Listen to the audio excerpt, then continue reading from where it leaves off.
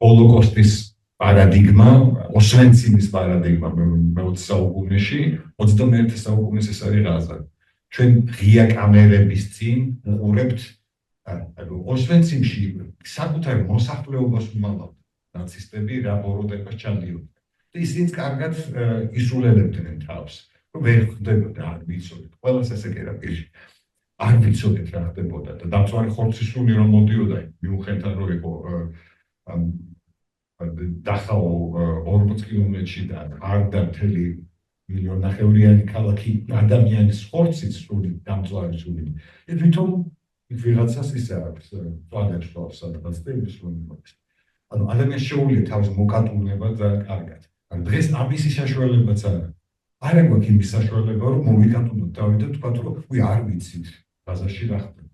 იმიტომ პირდაპირ ეთერში ვხედავთ ადამიანების ცოცხლად დაწვას, ბავშვების ჟლეტას, დახასახიჭრებას და აი მართლა ფაშისტური ნათანიაჰუს მთავრობას. მე ჩემას ვიტყვი, სანამ ნათანიაჰუ არ გასამართლდება საერთაშორისო სასამართლოს მიერ, ადამიანურობის წინაშე ჩადენილი დანაშაულები. არა მარტო კაცობრიობის, მეორე პრინციპი, ადამიანურობის წინაშე ჩადენილი დანაშაულები. რეალურად საერთოდ ნებისმიერ ჰუმანიზმზე ლაპარაკით დღევანდელ სამყაროში შეუძლებელი იქნება. ჩვენ ვხედავთ, აი წარმოვიდგინოთ, რომ ოსვენციმის და დახაოს და ბუხენვალდის საკონცენტრაციო ბანაკებში ყოფილიყო ლაივ სტრიმები კრემატორიუმებიდან და გაზის კამერები და ჩვენ დღეს ლაივ სტრიმებს უყურებთ საკონცენტრაციო ბანაკებიდან შეგვიძლია ვთქვათ. და ამაზე დუმილი საერთოდ ყველანაირ მორალურ ფუნდამენტს უნგრევს თანამედროვე სამყაროს.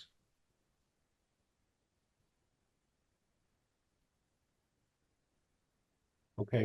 აი ნახეთ ადორნოს და ჰორქჰაიმერს აქვს ესეთი ცნება, ეს მხოლოდ ვახსენი არ ამიხსნია, პათიური პროექცია, რომლის შინაარსიც იმაში მდგომარეობს, რომ ის რაც შენი შინაგანია, სტრუქტურული მახასიათებელია შენი როგორც ინდივიდის, რომელიც კონკრეტული საზოგადოების წევრია და აღზრდილია, ასე ვთქვათ, სოციალიზირებული ამ საზოგადოებაში, არაცნობილი ექსტერნალიზაცია ხდება და სხვის თვისებად ცხადდება.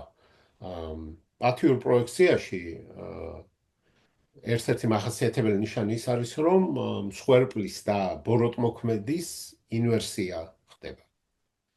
ანუ ის ვინც არის მსხვერპლი ცხადდება ბოროტმოქმედად და პირიქით. ამის მაგალითებს ხედავთ, აი მაისურაძის კონტრიბუცია ძალიან თვალსაჩინოა ამ კუთხით. ის ნამდვილად არის თანამედროვე ანტიებრაული ანტისემიტური დისკურსის ნაწილი, სადაც მთლიანად გამორიცხება კონტექსტი. ანუ რატომ ხდება ის, რაც ხდება ღაზაში, ვინ დაიწყო ომი, მარტივად რომ ვთქვათ, რა мотивация იყო 7 ოქტომბრის ხოცვა გლეტვის უკან და რა მოქმედები გამოიწვია შემდეგ ისრაელის სახელმწიფო და მისი სამხედრო ძალების მიერ იმ ისტორიულმა უკვე მრავალწლიულმა კონფლიქტმა, რომლის მხოლოდ ასე ვთქვათ, წვერვალია ხამასის ორგანიზაცია, არსებობს ჰეზბოლა, მათ უკან ირანის სახელმწიფო და კიდევ ბევრი სხვა ისლამური საზოგადოების ირიბი მხარდაჭერა. ანუ ეს დეკონტექსტუალიზაცია უეჭველად არის ანტისემიტური სტერეოტიპის ცხადი ნიშანი. იმას რომ თავი დავანებოთ, რომ ეს მემარცხენეების, ასე ვთქვათ, ტრადიციული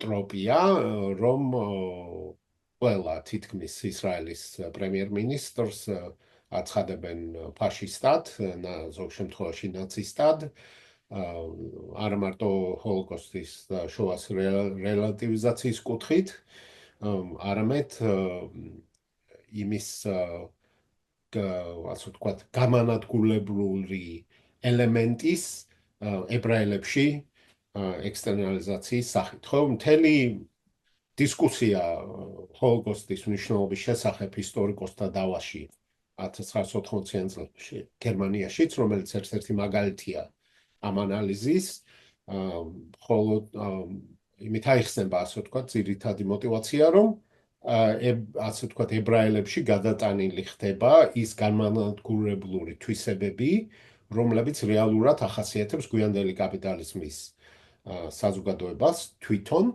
როგორც ტენდენციას და შემდეგ ეს ბრმა ხატი, რომელიც მიეწერება ებრაელებს, როგორც ადორნო და ჰორქაიმერი წერენ ანტისემიტიზმის ელემენტებში ძალადობრივად რეალიზდება კიდეც, ანუ ებრაელებს აიძულებენ იმოქმედონ ისე, როგორც მათ შესახებ პათიური პროექციის ხატი მცდარად მათ წარმოსახავს. რა ვიცი, გამორჩა ალბათ რაღაც ასპექტები, თუ გინდა დაამატეთ, ან სოსო შენ დაამატე, მაგრამ ჩემი აზრით ეს ძალიან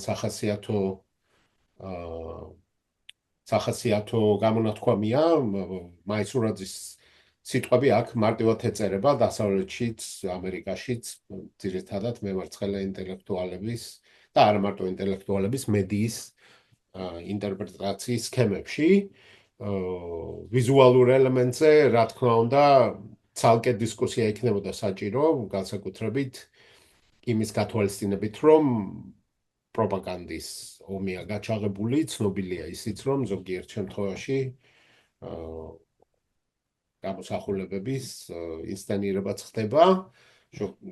ხშირ შემთხვევაში ისიც ვიცით, რომ სამწუხარო მსხვერპლი, როდესაც ბავშვები ნადგურდებიან, რაც რა თქმა უნდა საშინელებაა თავის მხრივ, ხდება იმის გამო, რომ ხამასის წარმომადგენლები მათ ათავსებენ, ან საკუთარ ცენტრებს ათავსებენ ჰოსპიტალებში, სკოლებში, რელიგიურ ცენტრებში და ასე შემდეგ, ანუ ომის პროცესში ეს შედეგებით ასე ვთქვათ, გამომდინარეა ამ სტრატეგიული ნაბიჯებით, რომელსაც დგავს მტერი. ოკეი, აქ შევჩერდები.